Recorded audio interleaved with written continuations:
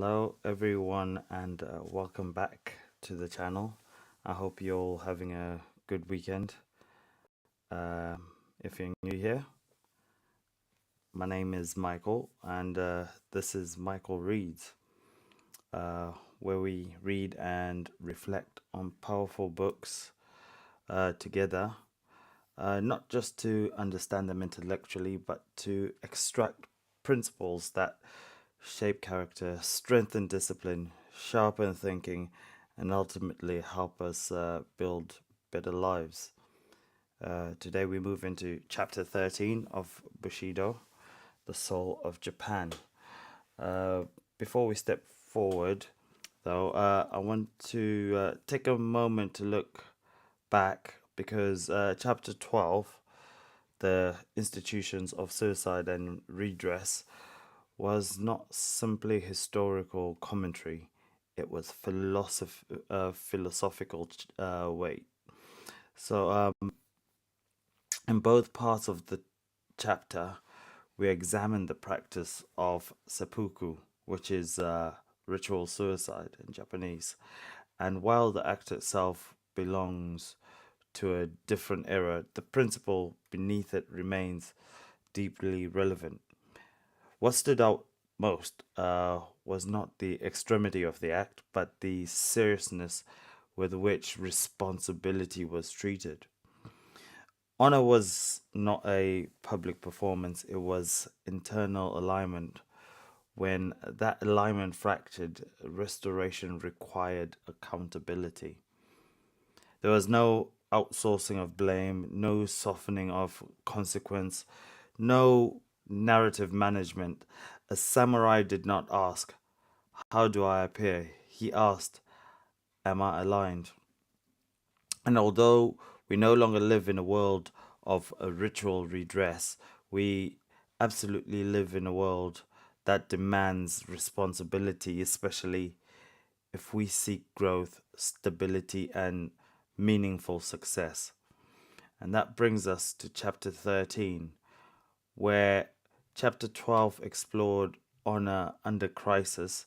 Chapter 13 shifts our attention toward how those values lived within society itself, how discipline, loyalty, morality, and dignity were woven into daily life.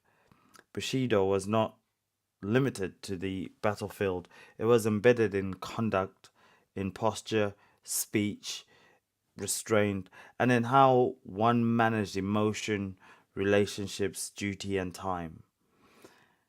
And this is where philosophy becomes strikingly modern because true growth is rarely built in dramatic moments, it is built in ordinary decisions. It's built in how you respond when no one is watching, with how you structure your day, and is built in whether your internal standards match your external behavior.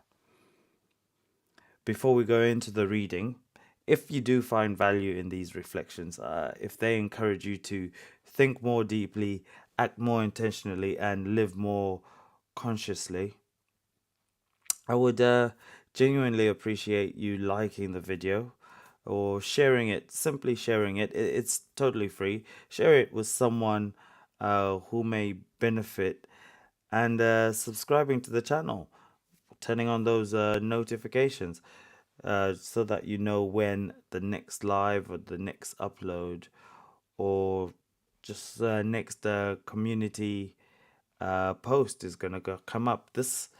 All of this just allows the space to grow, and it allows these conversations to continue. Yeah, and with that, I'd like to say thank you, and let's move in to the reading. Let's move into chapter 13.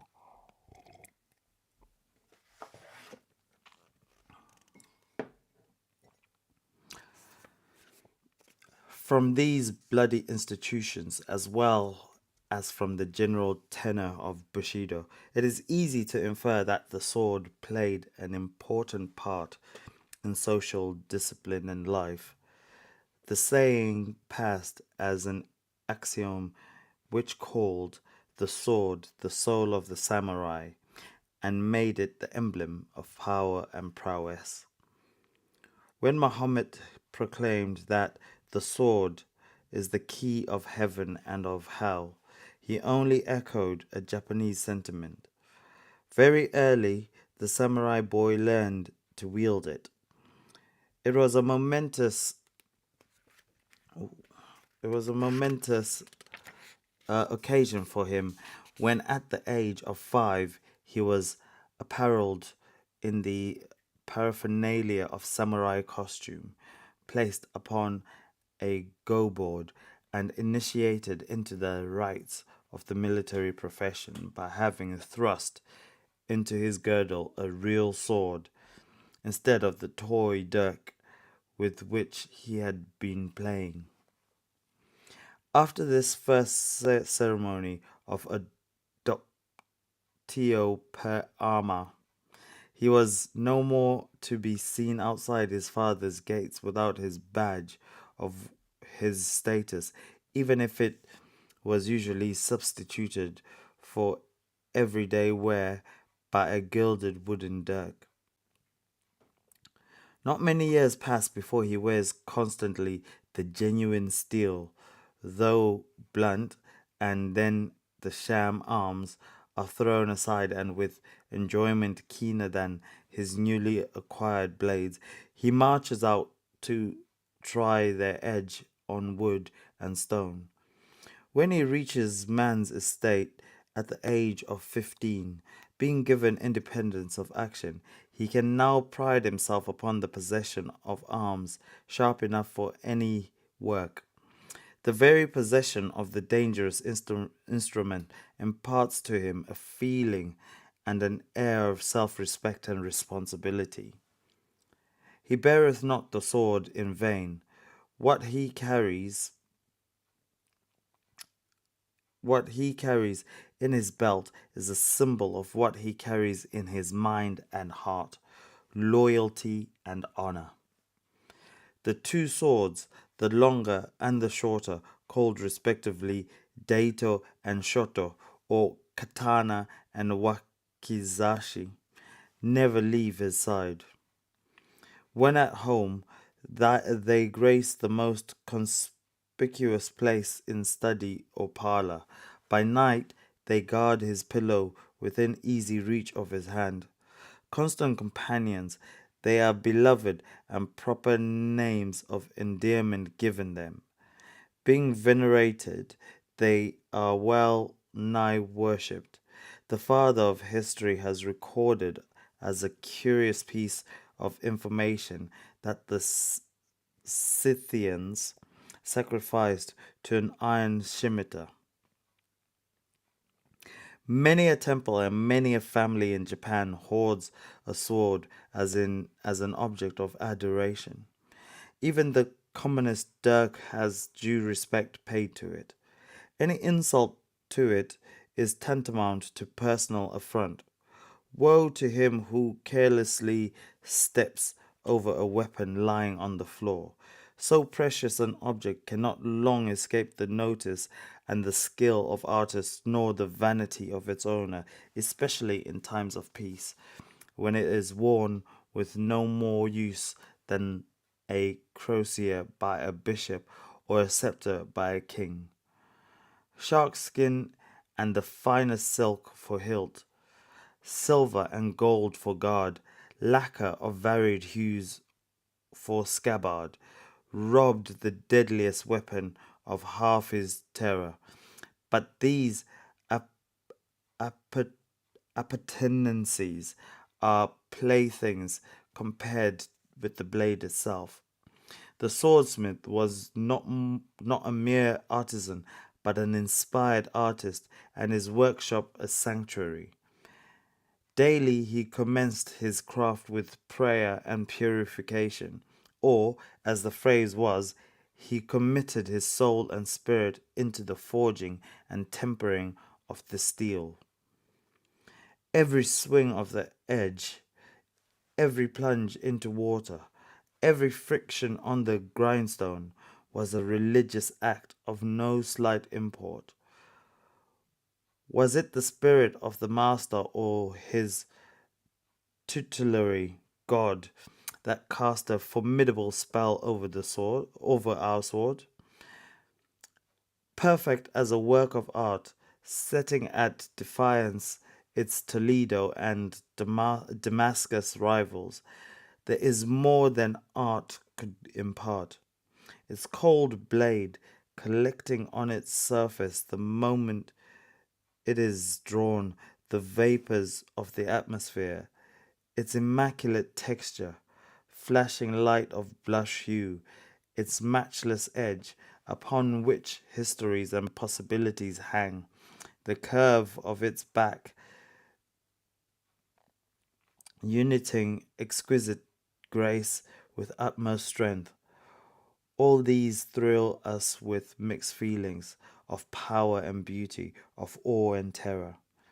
Harmless were its mission, if not only remained a thing of beauty and joy, but ever within reach of hand, it presented no small temptation for abuse.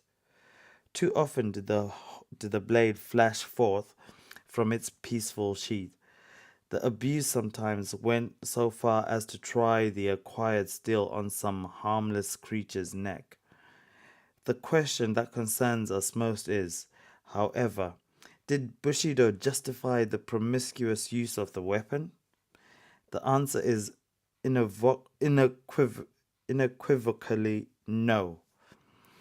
As it laid great stress on its proper use, so did it denounce the arbor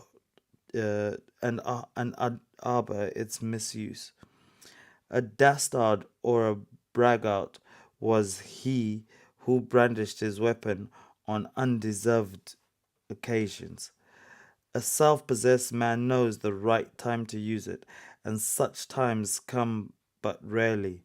Let us listen to the late Count Katsu, who passed through one of the most turbulent times of our history, when assassinations, suicides, and other sanguinary practices were the order of the day. Endowed as he once was with almost dictate, dictatorial powers, repeatedly marked out as an object for assassination, he never tarnished his sword with blood.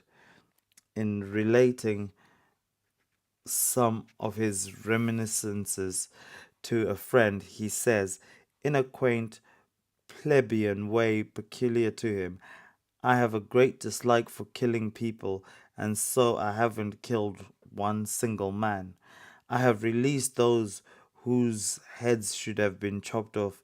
A friend said to me one day, you don't kill enough.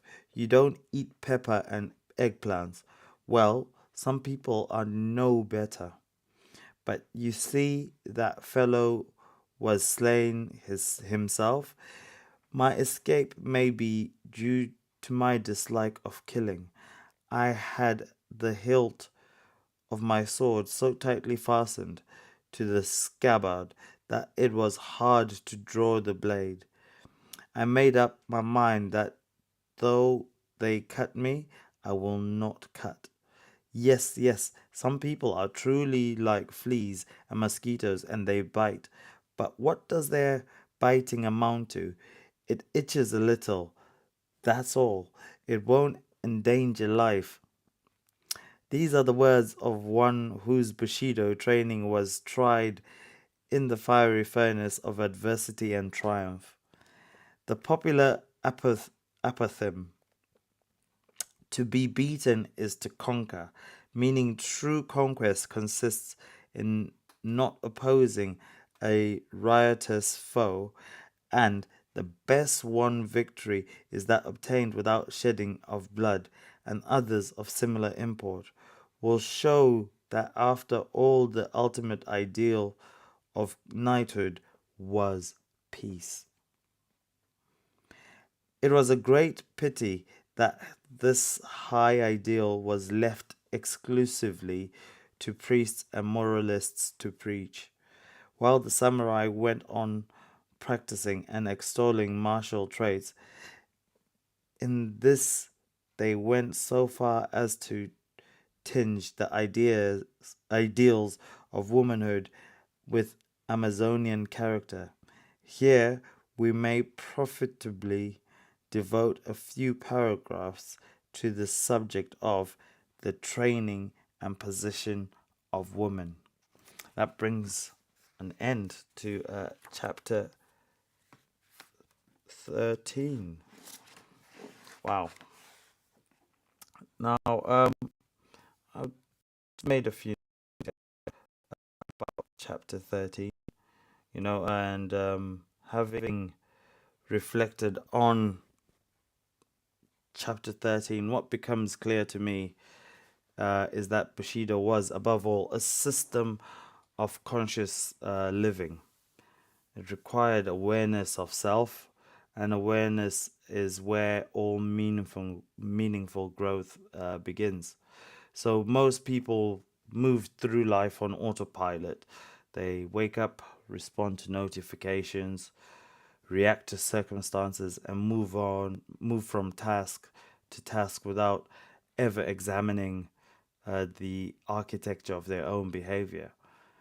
But consciousness interrupts that pattern. It invites observation. Like, why did I respond defensively? Why did I delay that important task? Why did I prioritize comfort over commitment? Well, that's for me. That those are just some examples. But when you begin asking those questions consistently, mental growth begins to take root. And mental growth creates stability, of which stability creates clarity, of which clarity strengthens decision making, and from there, everything compounds. When we talk about success, especially in this modern world, we often reduce it to numbers, income, followers, status. Just it's all about visibility. But Bushido reminds us that sustainable success is internal before it is external. Wealth built without character collapses under pressure. Reputation built without integrity, it dissolves over time. So true wealth, the kind that sustains, is constructed through reliability, consistency, and trust. When people know you show when people know you show up, when your word carries weight, when your conduct reflects discipline, opportunity begins to multiply. Even in business, even in personal branding, especially when building something meaningful, and the foundation is character. And character is built daily. Health operates the same way. It is not only physical strength, but mental order, emotional regulation, structured time. If we claim to value our health, yet fail to organize our schedules around it, we are totally misaligned.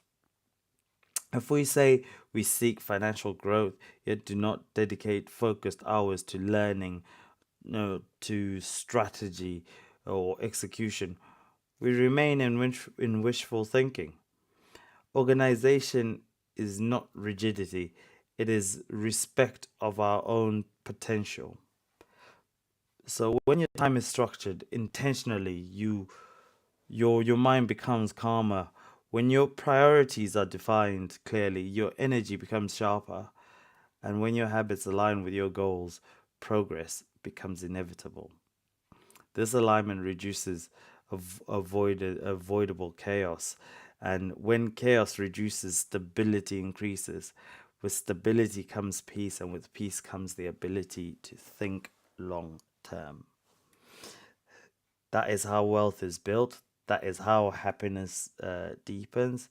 And that is how sustainable success emerges.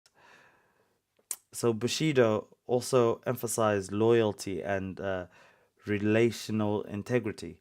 So, lasting relationships are not maintained through occasional grand gestures. They're strengthened through presence, reliability, and selflessness. Showing up when it's inconvenient, listening when it's easier to speak, and supporting without immediate reward. In a world that increasingly prioritizes individual gain, selflessness becomes a rare and powerful currency. And yet, paradoxically, the more value you provide to others, the more stability you create for yourself. Now, we will never be free from problems, but we can become stronger than them. So when your inner world is ordered, external challenges become more manageable rather than overwhelming. When your mind is disciplined, setbacks become feedback rather than identity. When your schedule is organized, stress decreases. When your actions are intentional, regret diminishes. Freedom is not the absence of difficulty, it is the presence of inner control. And at the center of everything, growth, wealth, health, stability, meaningful relationship, lies on one simple principle: just show up. Show up not occasionally or when it's convenient, but be consistent, because everything compounds, whether it's discipline, trust, skill, wealth, or character. Every decision you make today is shaping the version of you that will exist 5 years from now. Bushido teaches us that your outer life mirrors your inner standard. So raise the standard, organize your time with purpose, guard your mental clarity, strengthen your body, act with integrity, build wealth ethically, invest in relationships intentionally, and commit to conscious growth. I hope you've had a strong and productive week, and I hope the days ahead are filled with clarity, health, progress, and meaningful connection. If this reflection resonated with you, please like, share, and subscribe. And let me know in the comments below what stood out most from chapter 13. So until next time, stay disciplined, stay conscious, and continue becoming the person you are capable of becoming. Thank you for joining me, Michael Reads. And I hope you enjoy the rest of your weekend. Ta-da.